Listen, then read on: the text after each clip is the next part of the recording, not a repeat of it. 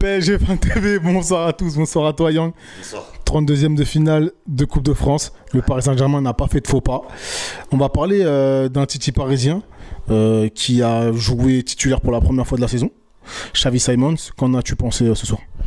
Xavi Simons, ça a été très intéressant sur une bonne partie du match ce soir avec beaucoup d'activité. Alors il a commencé sur le côté droit dans un 4-3-3 mis en place par Pochettino, mais on a vu des déplacements intéressants, une capacité à créer des décalages, à faire jouer ses partenaires, à combiner qui est vraiment très intéressante avec un peu de volume de jeu également, quelques courses intéressantes.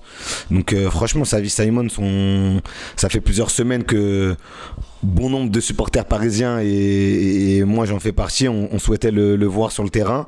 Alors ok, il y avait une faible adversité ce soir face à nous, mais clairement j'ai envie de le revoir, face à un adversaire qui sera un peu plus costaud et un adversaire qui sera un peu plus expérimenté, un peu plus rigoureux face à nous. Donc, mais en tout cas pour une première en pro avec le PSG, parce qu'il me semble que c'est sa première ou sa seconde. Je crois qu'il était rentré en cours de jeu. La fois qu'il est titulaire en tout cas. Saison dernière, il était rentré contre Strasbourg, il me semble.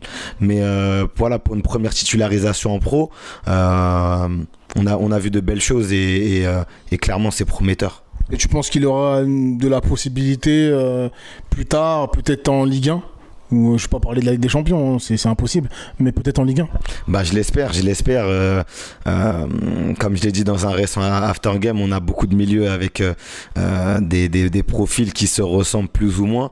Donc là, tu as un garçon comme Xavi Simons qui, avec Verratti, avec Rafinha, parmi nos milieux, a cette dose de créativité en lui. Donc je pense qu'il faut s'en servir. Il faut pas négliger ce fait-là. Alors c'est vrai que le jeune homme, on ne sait pas s'il va rester lui aussi au Paris Saint-Germain, mais je pense que oui. Mais je pense qu'il faut pas le laisser filer. Il faut miser sur lui pour le futur, parce qu'on voit clairement qu'il a du ballon, Simons.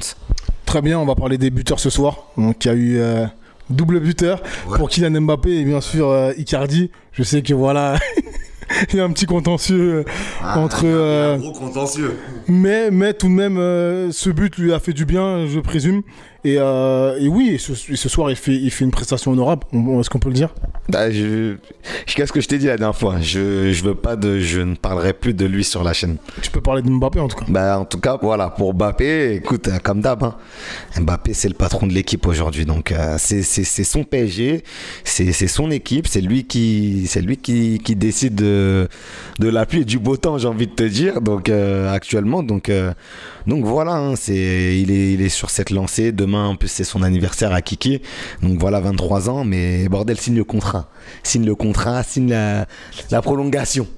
Le stylo, c'est toujours d'actualité. Stéphane, il l'a en main. Si tu veux venir le chercher, il n'y a pas de souci. On te file l'adresse de Stéphane. Donc voilà, non mais plus sérieusement, Mbappé, franchement, encore ce soir, énorme. Et je pense que c'est le meilleur Parisien de cette première partie de saison.